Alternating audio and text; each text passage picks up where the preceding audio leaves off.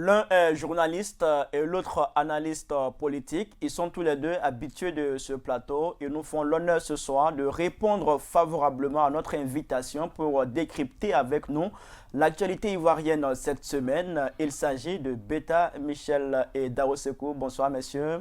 Bonsoir Khalil, merci encore une fois pour nous inviter. Merci à tous les deux d'avoir accepté notre invitation. Bonsoir à vous, chers téléspectateurs. Merci de votre fidélité à l'Intelligente TV. Bienvenue dans cette émission, la revue de presse grand format, qui va s'intéresser ce soir à 4 sujets. Le premier, c'est l'augmentation du prix de la baguette du pain en Côte d'Ivoire. L'an 1 de la nomination de Patrick Hachi à la tête du gouvernement ivoirien. Les 2 derniers matchs amicaux des éléphants de Côte d'Ivoire face à la France et à l'Angleterre, soldés par des défaites. Et dans le rétro, on reviendra sur les nouvelles dispositions en lien avec l'exercice des activités du VTC, entendez par là, véhicule de transport avec chauffeur. Voilà donc ce qu'il y a au menu de ce soir.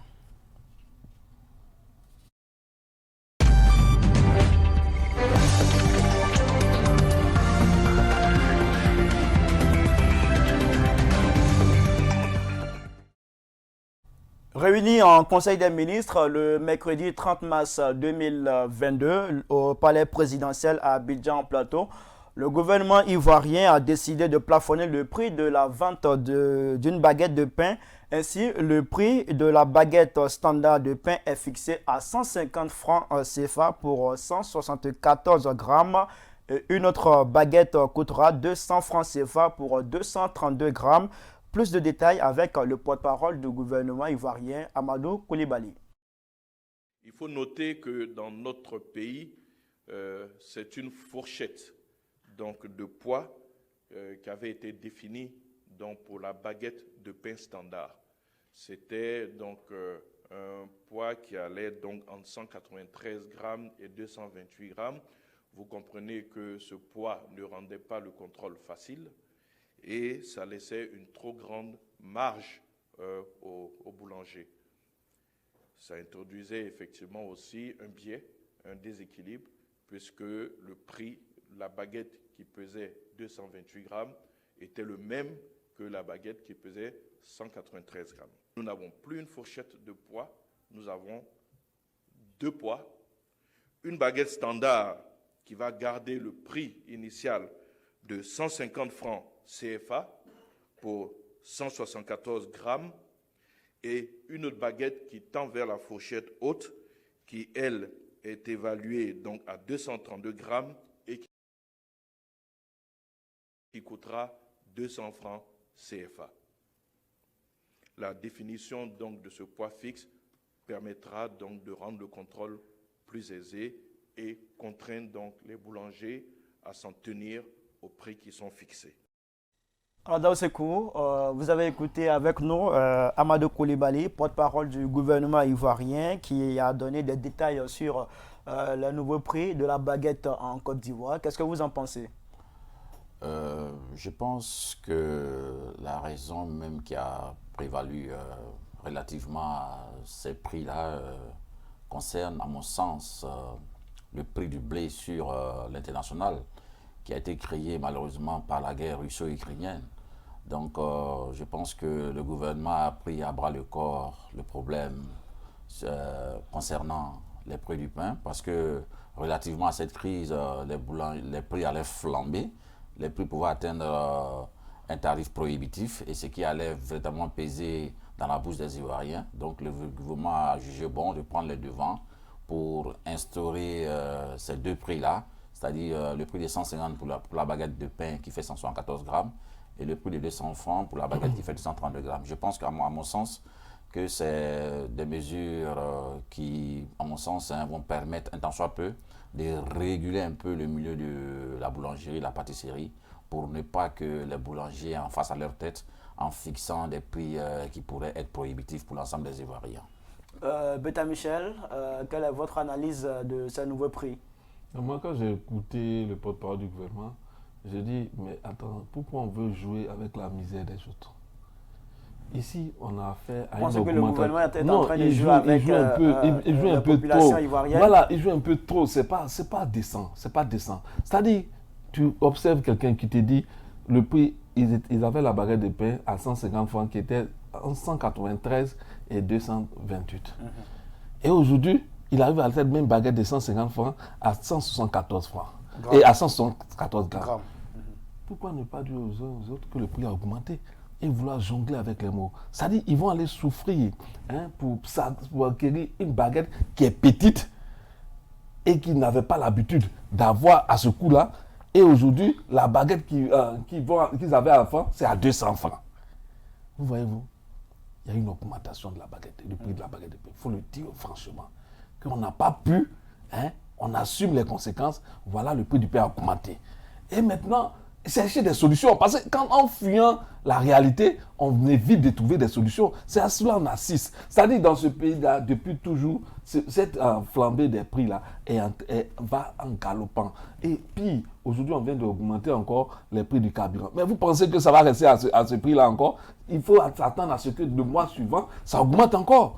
Et les populations sont en train de souffrir, sont en train de payer le prix cher de ces flambées désordonnées des prix qu'on n'arrive plus à maîtriser, mais qu'on refuse d'assumer pour chercher des solutions idoines. Mais je dis, il faut arrêter un jour. Il faut qu'on s'asseye pour parler franchement. Moi, je dis, le gouvernement, je pense qu'il fait des efforts, mais aussi, il doit la vérité aux populations. Dans ces efforts, il doit la vérité aux populations. Aujourd'hui, les populations sont soumises à une cherté galopante des prix. Qu'est-ce qu'on fait? Voilà la vraie question.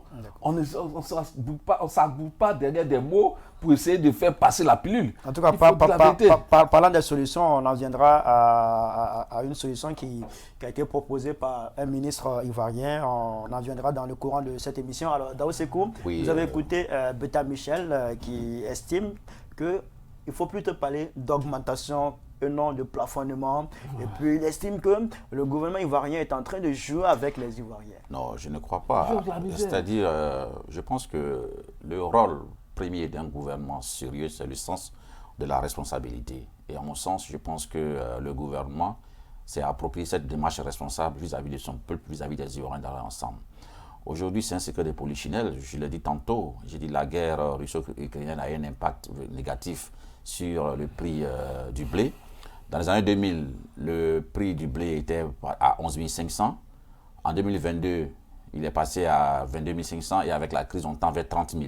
Donc, je pense qu'il est de la responsabilité du gouvernement d'amoindrir la souffrance des gens. C'est vrai, c'est une augmentation, peut-être qu'il ne dit pas son nom, mais je pense qu'en tant qu'un gouvernement responsable, ils ont pris les mesures idoines qui s'imposaient pour permettre à l'Ivoirien moyen, l'Ivoirien lambda, de pouvoir vraiment s'affranchir de cette trop forte pression venant de cette crise qui prévaut actuellement en Ukraine. Moi, je suis d'accord avec toi. Je suis d'accord avec toi que le gouvernement veut faire des efforts, mais il doit la vérité aux Ivoiriens aussi. Oui, je pense que le gouvernement, l'acte qu'il a posé à saluer, c'est-à-dire 2 prix fixes pour éviter une anarchie dans ce milieu-là, parce que si le gouvernement ne prend pas le taureau par les cornes et qu'il laisse faire, les mêmes Ivoiriens vont se plaindre de l'irresponsabilité du gouvernement face à cette crise. Donc, il a estimé qu'il était temps de prendre les mesures idoines qui s'imposaient en fixant 2 prix, c'est-à-dire 150 pour le pain de 174 grammes et 200 francs pour le pain de 232 grammes. Je pense que, pour moi, c'est des mesures conservatoires pour le moment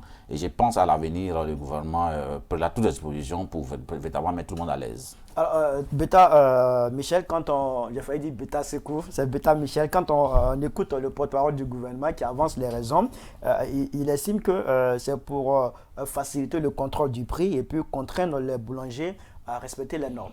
Ah, mais vous estimez que jusqu'ici, depuis combien d'années ce gouvernement est là? Depuis 2010, il n'a pas la mesure de ce qui se fait sur le marché. Et c'est aujourd'hui qu'il décide qu'on doit éviter on doit contrôler les prix, on doit boulanger. Donc, il estime que depuis qu'il est là, les boulangers ont fait n'importe quoi. Et aujourd'hui, il va faire quelque chose. C'est ça? Bon, si c'est ça, c'est pas la peine parce que j'estime que si aujourd'hui, au moment où il augmente, on voit l'augmentation planer dans l'augmentation du prix du pain se fait, c'est pas là on prend des mesures pour dire non, on veut plafonner. Il faut dire la vérité. Moi, je dis, le gouvernement doit la vérité au peuple.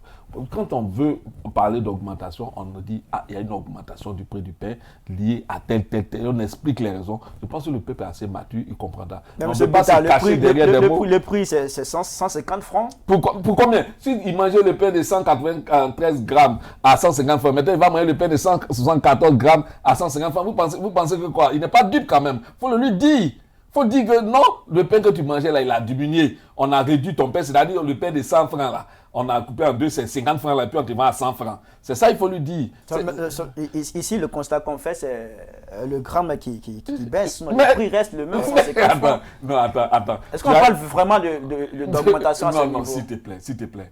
Je pense que le gouvernement, il est dans son rôle de biaiser avec les mots. Mais moi, quand je suis sur ce plateau-là, j'ai le devoir de dire ce qui est. Quand tu me vends du pain de 193 grammes à 150 francs, et aujourd'hui, tu coupes le pain en deux, et puis tu me vends le même prix, attends, c'est quoi tu fais, selon toi?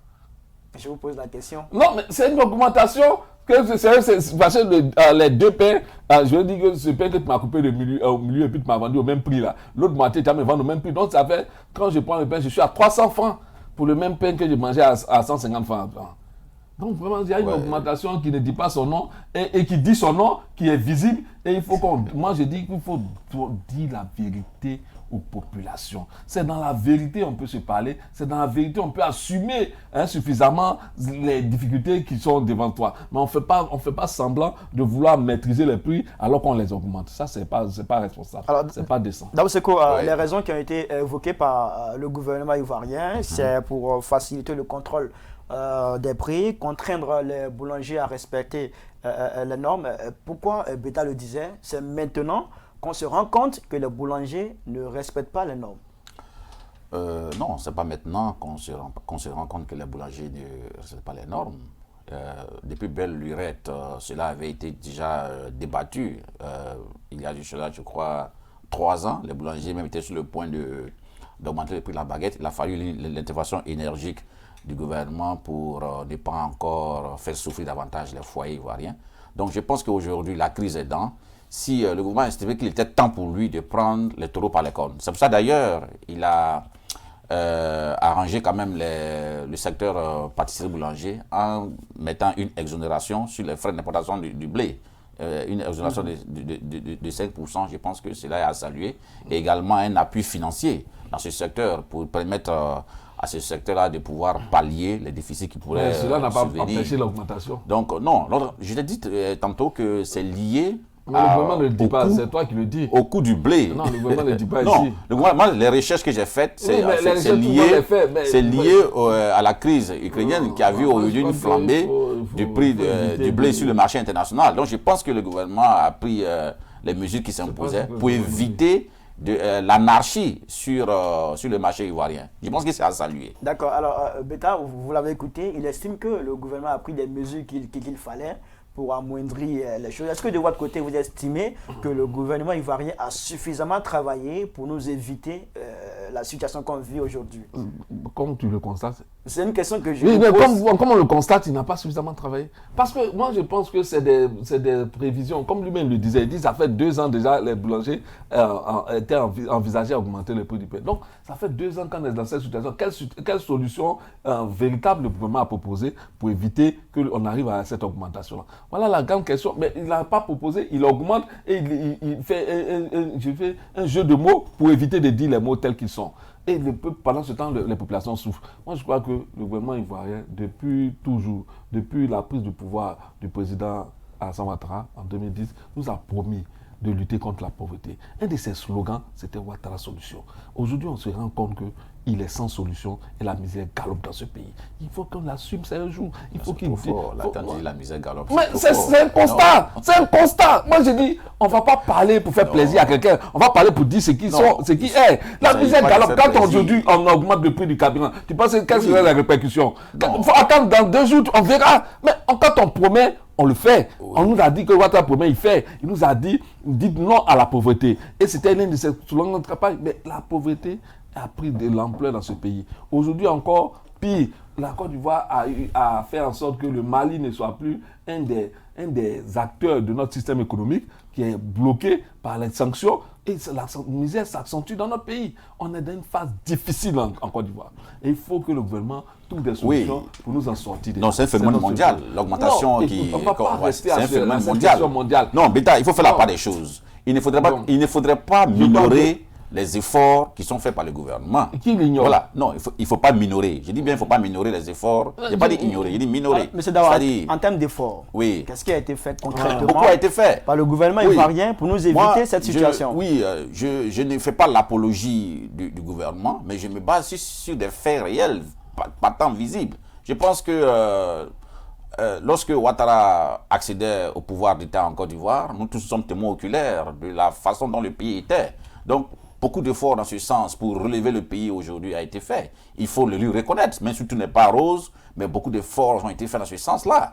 Donc je pense qu'aujourd'hui, il parle de la misère qui est galopante. Non, je pense qu'il faut revoir les choses. C'est relatif. Aujourd'hui, les Ivoiriens dans leur majorité vivent bien, vivent mieux par rapport à il y a 10 ans, 15 ans, 20 ans. Non, donc aujourd'hui, le régime Ouattara, c'est vrai, tout n'est pas rose, mais le régime Ouattara a fait beaucoup quand même pour que les Ivoiriens puissent sortir de leur misère dans laquelle ils étaient plongés il y a longtemps. Alors, monsieur, tout à l'heure, on parlait de solutions. Il y a un ministre ivoirien, en la personne de Félix Anoblé, le ministre de la promotion des PME, qui a proposé une solution face à cette situation. On va l'écouter, puis on revient pour la suite. Mais la farine de manioc, on dit qu'il n'y a pas de gluten là-dedans. Mais ça veut dire que donc c'est du bon pain que ça fabrique. Mais qu'en plus de fabriquer du bon pain, ça fait du pain qui rassasie vite. Là, on est en train de se plaindre des kilos de trucs. On dit oui, tout commence à coûter cher. Et puis, je vois sur les réseaux sociaux, vraiment, le prix des choses monte, Je dis, mais qui t'a dit d'aller payer ce qu'on importe? Qui t'a envoyé d'aller payer ce qu'on importe? Ce que tu cherches ailleurs, là, il y en a dans ton pays. C'est bien fait que ça coûte cher ailleurs. Commencez à consommer ce que produisent les Ivoiriens. Si la farine de blé coûte cher, mais profitez pour commencer à faire du pain avec la farine de manioc, qu'est-ce que vous attendez? Est-ce que vous êtes obligé de manger le même pain que les Français? On a chicoté nos grands-parents pour qu'on mange du pain de blé. C'est rentré dans notre alimentation quotidienne. Mais maintenant, prenons la peine de fabriquer le pain avec ce que nous avons. On nous parle de normes, de codinormes, mais les normes, qui fait les normes? C'est la norme par rapport à quoi? Mais nous pouvons avoir la norme de notre pain à nous, qui va être une norme du pain que nous consommons. Profitons de ce que les problèmes en Europe font que certains produits coûtent cher pour nous positionner sur certains produits. Ne dit-on pas souvent que le malheur des autres fait le bonheur des autres? Mais commençons à profiter pour utiliser nos produits. Commençons à utiliser, à chercher, à positionner nos produits. Alors je vous demande dès maintenant de commencer à faire en sorte que la farine de manioc, la farine de riz, la farine de banane puisse prendre sa place dans le quotidien des Ivoiriens. Alors, si la farine de blé coûte cher, profitez pour faire du pain à partir de la farine de manioc. Ce sont les propos du ministre de la promotion des PME, Félix Anoblé. Beta Michel, vous vous en train de sourire beaucoup. Est-ce que vous avez un commentaire particulier à faire sur ces propos? Non, mais je suis désabusé. Je le dis, je suis désabusé qu'un membre du gouvernement qui participe au Conseil des ministres vienne. Et c'est ici, ils pensent qu'à ce micro, ils pensent trouver des solutions. Mais ils sont là-bas. Il est devant Ouattara. Est-ce qu'il propose ces solutions à Ouattara? Et que lui dit Ouattara? C'est ce qu'on va attendre de lui. Tu as des solutions, mais propose ça au gouvernement. Pourquoi vouloir nous faire... À la limite, je me dis, mais il a encore au gouvernement, lui? Je demande s'il a encore au gouvernement. Il est au gouvernement? Bien sûr. Ouattara l'écoute. Mais qui dépose sa lettre? Parce que je crois que si tu as des solutions, et tu es avec ceux qui nous ont prétendu avoir des solutions, mais mettez les solutions en œuvre. Pourquoi on en vient à des solutions? Mais je crois que... Il parle de promotion des produits locaux, de positionnement des produits locaux. Est-ce que c'est pas logique ce qu'il dit? Non, j'en viens. J'ai fini de parler de lui, mais j'en viens. Il faut qu'on soit sérieux. Quand on met un gouvernement là, c'est pour trouver des solutions. Si M. Anoblé, ministre, participe à ce gouvernement-là, et qui pense que ces solutions sont efficaces pour sortir les Ivoiriens de ces situations difficiles-là, qu'ils les fassent valoir là-bas. Maintenant, qu'ils viennent nous dire, nous, nous Ivoiriens, nous populations, de commencer à cultiver le manioc, on lui dit, mais attends, Anoblé, mais que le gouvernement incite cette production-là, que le gouvernement accompagne cette production-là. Justement, il est ministre, il fait partie du gouvernement, voilà, il ne fait qu'inciter. Non, mais quand quelque part, il représente le gouvernement. Non, mais donc quand le gouvernement veut inciter quelque chose, il y met les moyens. Mais on ne nous dit pas, allez planter, on le fait, on plante le blé, on plante le manioc, on plante du riz. Quand on parle de moyens, vous faites allusion à quoi? On est à quel niveau? On est à quel niveau dans cette production-là? C'est ça aussi, il faut estimer. Mais si le gouvernement vient mettre des moyens insuffisants, on sera à un niveau supérieur. Sinon, on le fait. Ceux à qui ils demandent de faire du manioc, ils le font déjà, ces populations-là. Mais elles sont à quel niveau? C'est ça la question. Ça dit que le gouvernement veut des solutions, Anoblé a des solutions, qu'il les fasse valoir pour qu'on mette les moyens, pour que les Ivoiriens produisent en abondance ce dont on a besoin pour sortir de cette situation difficile. C'est ça aussi. Qu'est-ce que vous pensez de cette solution qui a été proposée par Félix Anoblé? Je pense que sa solution est à saluer. C'est une invitation directe au peuple ivoirien de se défaire de cette aliénation culturelle et alimentaire. Vous savez, nous les Africains, nous avons cette fâcheuse propension à copier aveuglément tout ce qui vient de l'Europe. Le blé, c'est un produit européen. Aujourd'hui, face à la pénurie, ce qu'il propose, je pense qu'il faut saisir ce qu'il propose, c'est-à-dire il nous invite à consommer ivoirien, à consommer africain. Et je pense que c'est une bonne démarche qui permettra aux jeunes Ivoiriens qui aujourd'hui sont au chômage de pouvoir se faire un chemin en quête de job pour pouvoir véritablement s'assumer en lorgnant un peu sur ce côté-là, la production du manioc, pour pouvoir faire... Donc on pourrait estimer que c'est une forme d'aveu déguisé, d'impuissance de la part du gouvernement face à ce problème. Non, pas d'impuissance en tant que telle, c'est une solution qu'il apporte. C'est-à-dire, en plus de toutes les mesures conservatoires qui ont été prises par rapport au blé, par rapport au pain, Anoblé propose une autre solution à l'ivoirienne, c'est-à-dire se servir du manioc pour fabriquer le pain. Je pense que ce n'est pas à rejeter du revers de la main, c'est une solution qu'il avance, c'est à creuser pour voir dans quelle mesure cela peut se faire pour le bien-être des Ivoiriens dans leur ensemble. Justement, en parlant de la faisabilité de cette solution, Beta semble douter là-dessus. Oui, c'est son point de vue. Je pense qu'il ne doute pas, seulement qu'il reproche à Anoblé de ne pas faire cette proposition devant le gouvernement dont il fait partie. Mais je pense que le gouvernement va saisir cette opportunité-là pour voir dans quelle mesure il peut faire la production à grande échelle pour permettre à nos pâtissiers de pouvoir se servir du manioc pour fabriquer le pain. Pourquoi ne pas faire cette proposition en Conseil des ministres comme...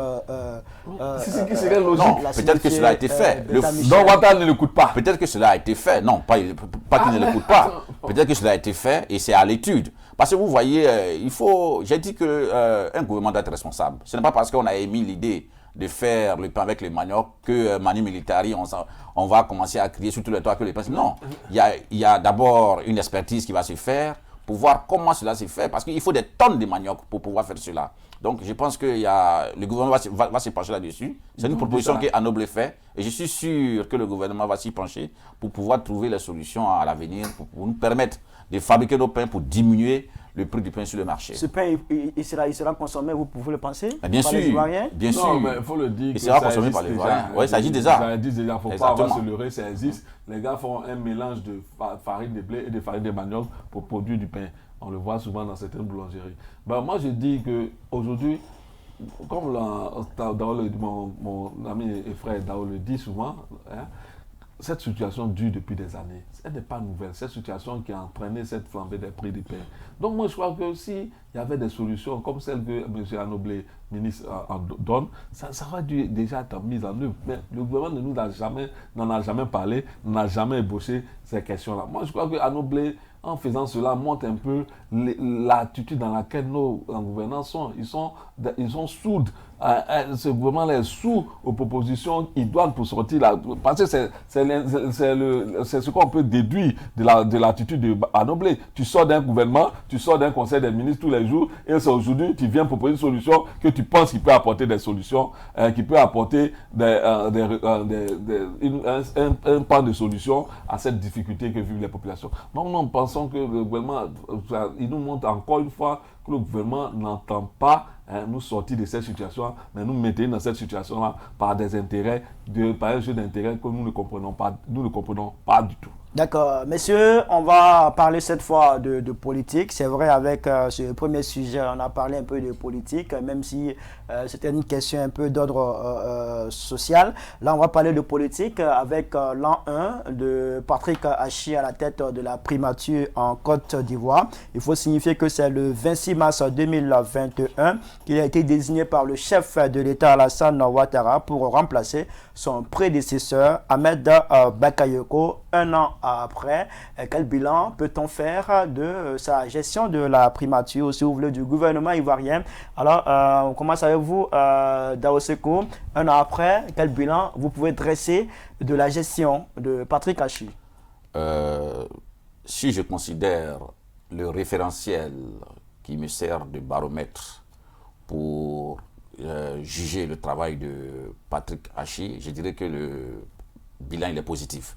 De quel référentiel il s'agit-il? D'accord, on vous écoute. Il s'agit du référentiel du gouvernement dans son ensemble, prévu par le président de la République, la Côte d'Ivoire solidaire, qui se décline en 5 points. C'est-à-dire le premier pilier, c'est la consolidation d'abord de la paix, la consolidation de la cohésion nationale. Le deuxième pilier, c'est le développement des régions. Troisième pilier, la création des richesses. Quatrième pilier, une administration vraiment performante, débarrassée de toute corruption. Et le cinquième pilier, c'est-à-dire l'Ivoirien, le rôle de l'Ivoirien dans la Côte d'Ivoire solidaire. Donc, vu ces 5 piliers-là, je peux dire que le bilan de Patrick Achi est positif, dans la mesure où, en ce qui concerne la réconciliation, la consolidation de la paix et la réconciliation, nous sommes tous témoins ici de ce qui s'est passé avec le dialogue politique. Le dialogue politique est arrivé à atteindre son point d'orgue avec la signature de toutes les parties prenantes, c'est-à-dire tous les partis d'opposition ont été d'accord pour signer ce protocole d'accord. Ça, c'est déjà un gain. Maintenant, par rapport à la création des richesses, vous voyez, la Côte d'Ivoire est en chantier, que ce soit à Abidjan, que ce soit l'intérieur de la Côte d'Ivoire. Toute la Côte d'Ivoire est en chantier et cela crée forcément de l'emploi pour nos jeunes frères et jeunes sœurs.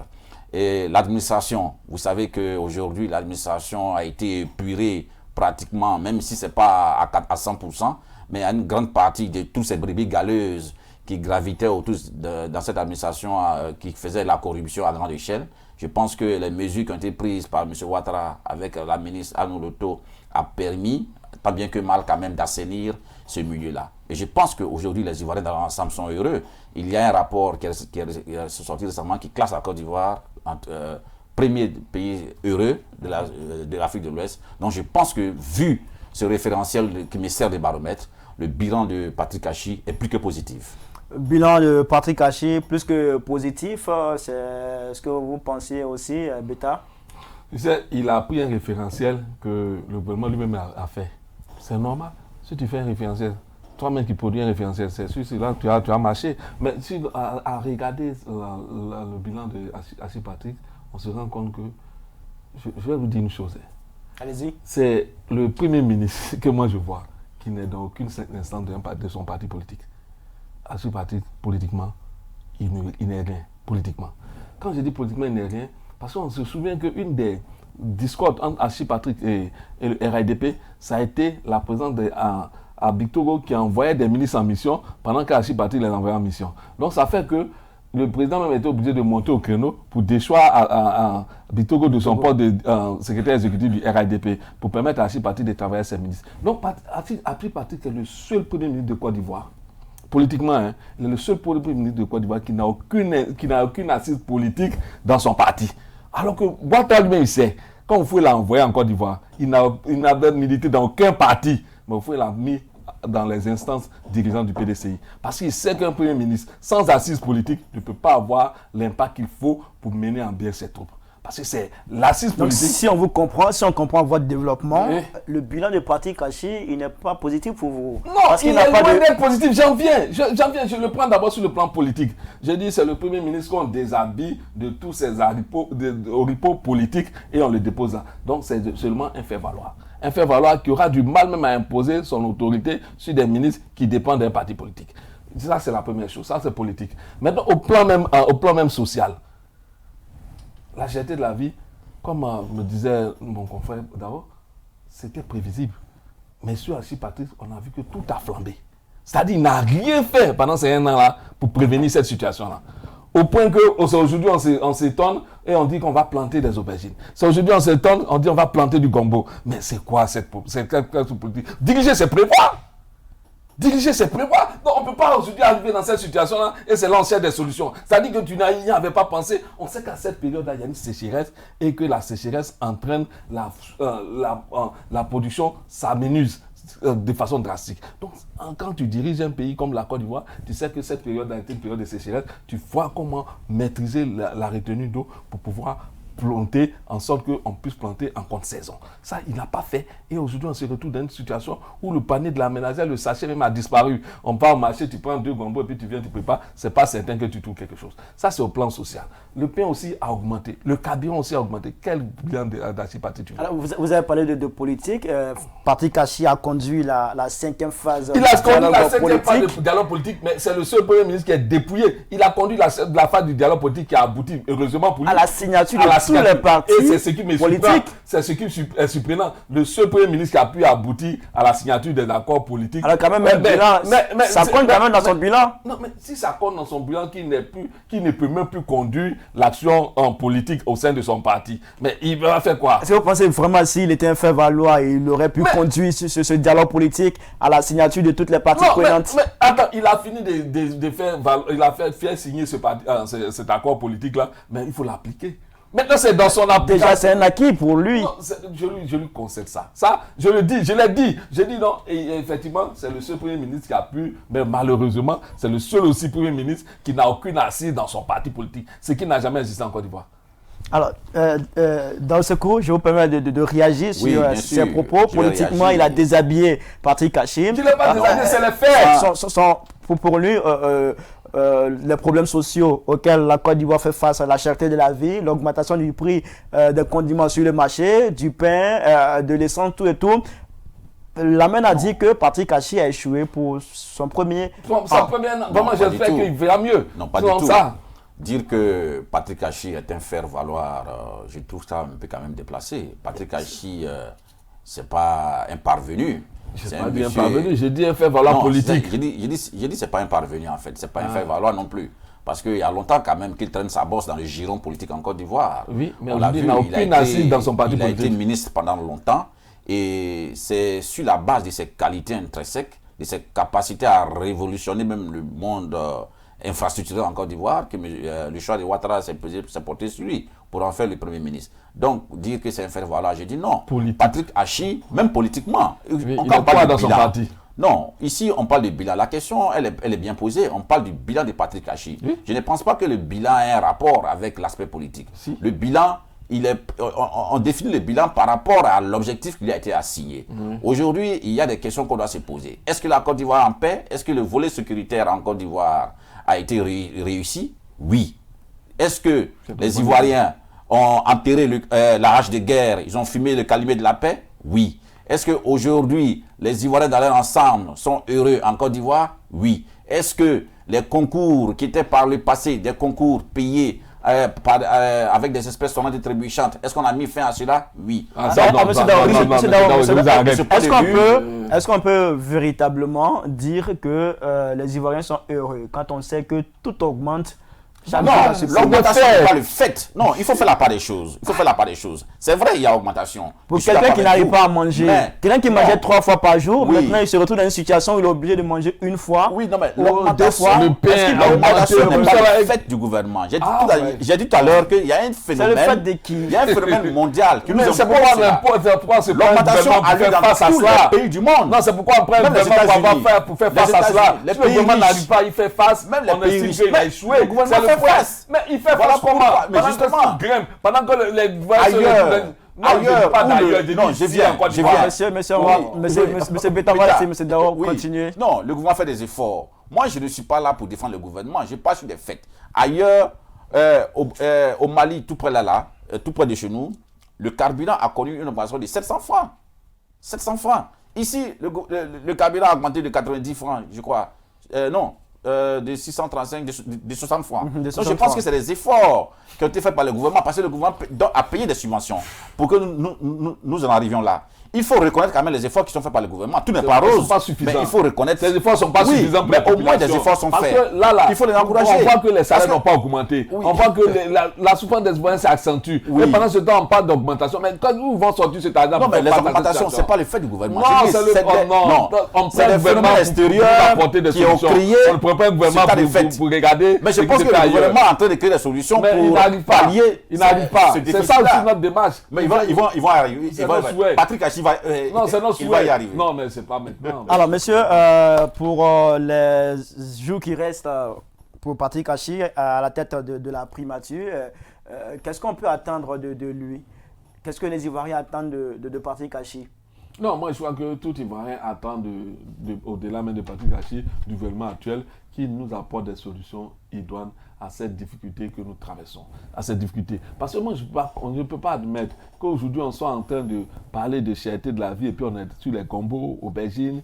Mais attends, proposer des solutions qui peuvent nous faire sortir de là. On ne va pas t'entendre encore, tu vas sur le marché, le piment a augmenté. Le piment, il se plante partout. On a montré que même l'agriculture même peut se faire hors sol. Mais qu'est-ce qui nous empêche d'utiliser ces genres de pratiques? Le piment a diminué. Il y a eu une tournée du ministère du Commerce sur les différents marchés. Oh. Il y a des boutiques même, il y a des boutiques qui ont été fermées. Il y a des bon, boutiques qui ont été arrêtées. Bon, j'ai fini et puis je te laisse oui. continuer. Oui. Parce que toi, je ne sais pas dans quelle logique tu es. Je ne sais pas si tu vas au marché, mais tous les matins, nous on donne l'argent pour aller au marché et les résultats, on le sait. Et puis nous aussi, en tant que journalistes, nous allons sur le terrain et nous constatons aussi. Oui, donc c'est tout ça là. Donc c'est tous ces constats-là qui nous fondent dans notre posture. Oui. C'est-à-dire aujourd'hui, tu n'iras pas dans un ménage où on te dira que les produits de première nécessité ont diminué. Tout le monde sait que ça a augmenté. Le pain même vient d'augmenter. Le carburant encore vient de connaître une hausse. Et ces jours qui suivent, je parie que... Non, s'il te plaît, je parle de la Côte d'Ivoire. Oui, mais c'est partout. Non, mais partout, quand les gens avaient des solutions, nous, on était encore dans la difficulté. Donc, si aujourd'hui, on est tous dans la difficulté, on doit chercher des solutions. C'est pas, on ne va pas se fier aux difficultés des autres pour dire que c'est normal qu'on ait des difficultés. Nous, on n'a pas pris un gouvernement pour avoir des difficultés. On a pris un gouvernement pour avoir des solutions. Ouattara nous a pris des solutions, nous attendons des solutions. Je disais pour conclure, si d'ici peu, nous verrons encore que les prix vont grimper parce que ce carburant qui vient d'augmenter depuis 2 jours va aussi agir sur les denrées. Et nous verrons. Vous prévoyez un échec non, pour Patrick Hachi? Je ne prévois pas, je constate et c'est prévisible que les denrées vont encore flamber et on ne sait pas jusqu'où ils vont arriver. C'est un constat. Écoutez, Beta Michel, on est tenté de dire que Patrick Hachi a été un mauvais casting de la part du chef de l'État, Alassane Ouattara. Mon frère Beta, c'est un négationniste. De qui? Tout est mauvais chez mais Beta. Non, c'est les faits qui sont là, c'est pas moi. Il parle de l'augmentation du carburant. Mais l'augmentation en Côte d'Ivoire, tout le monde suit. L'augmentation en Côte d'Ivoire, c'est fait en fonction du prix des barils à l'extérieur. Oui, mais quand ça augmente aussi, tous les autres produits augmentent. Ça aussi, c'est un fait. Non, mais c'est pas propre. J'ai dit, c'est par rapport au baril. On cherche un gouvernement pour chercher des solutions. Mais M. Beta dit, il n'a pas de solution. Et puis, il dit de la.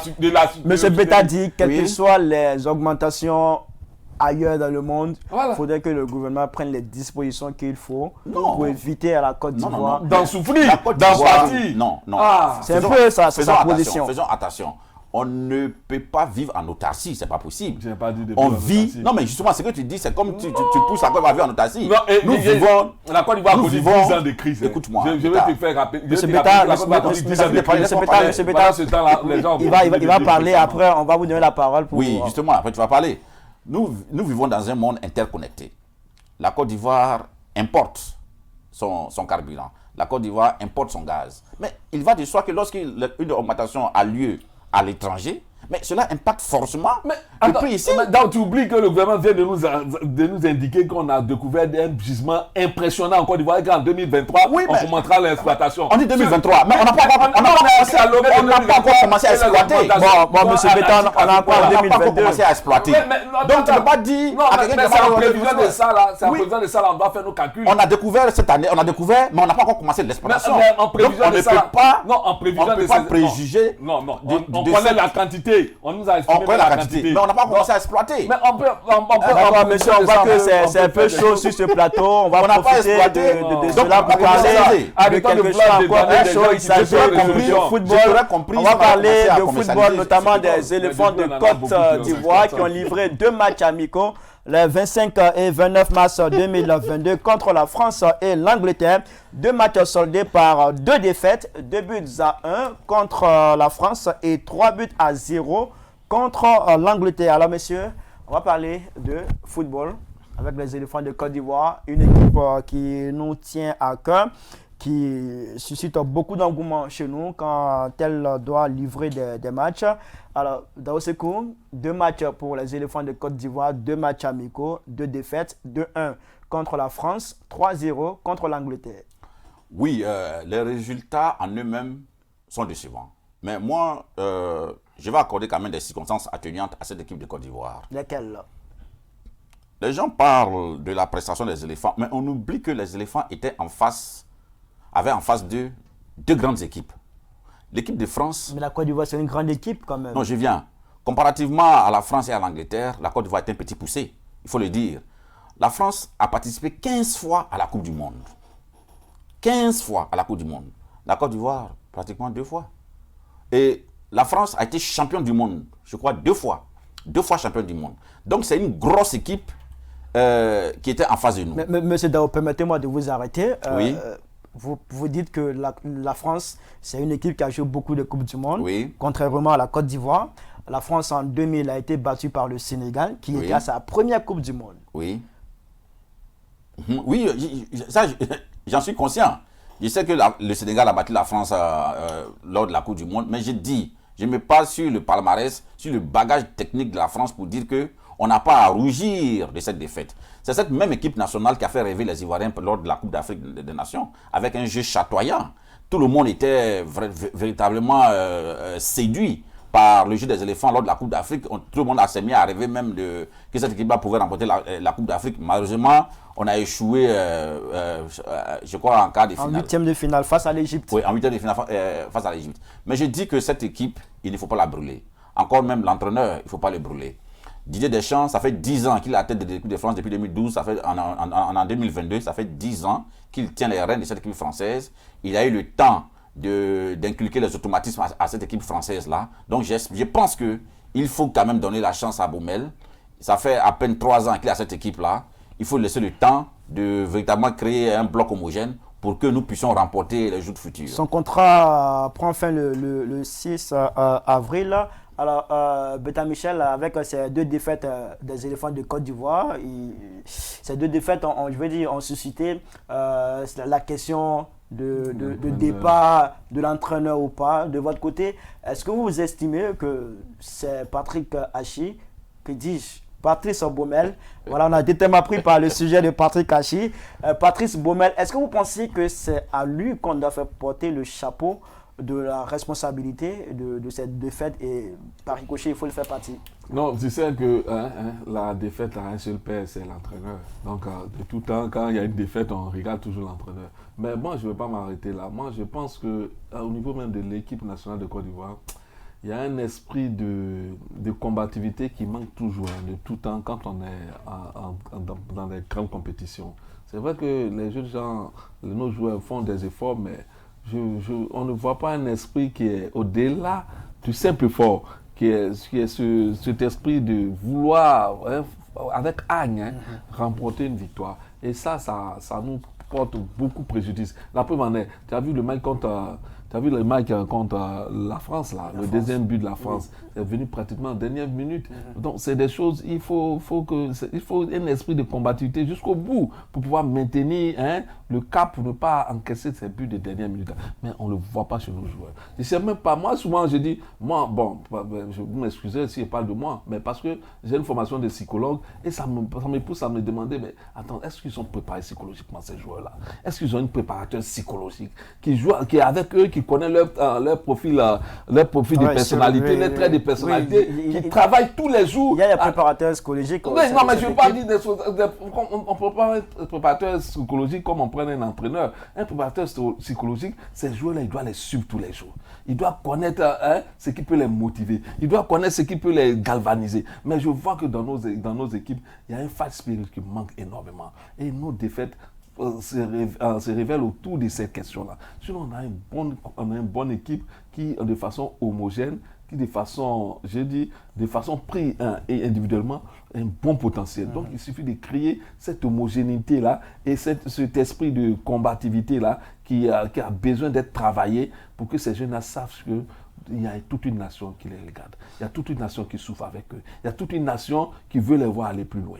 Il y a toute une nation qui veut voir leur combativité, qui veut voir leur rage de vaincre pour que toute la nation puisse toujours les accompagner. Vous voyez qu'on nous raconte un peu des anecdotes de l'après-match. Il y a eu des palabres au sein de l'équipe. Bon, c'est dommage que des grands joueurs qui ont la trempe de ces internationaux-là arrivent à se chamailler. Parlant de palabres, on a vu quelque part que l'un des concernés qui a fait un post pour démentir cette information relative à des bagarres entre les joueurs c'est pas le démentir. Tu sais, nous sommes journalistes.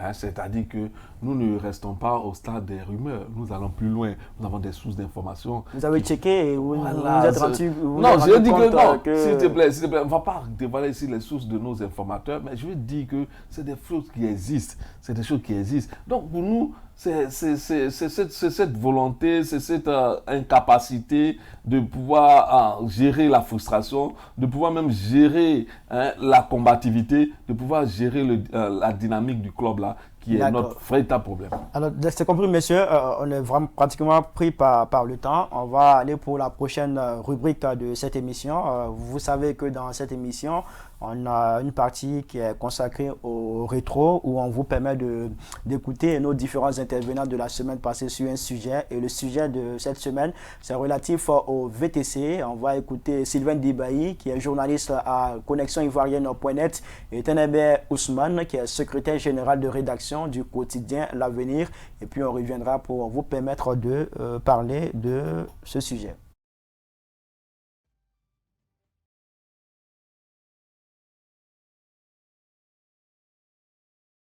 On ne se met plus aujourd'hui à faire du transport parce qu'on a un véhicule.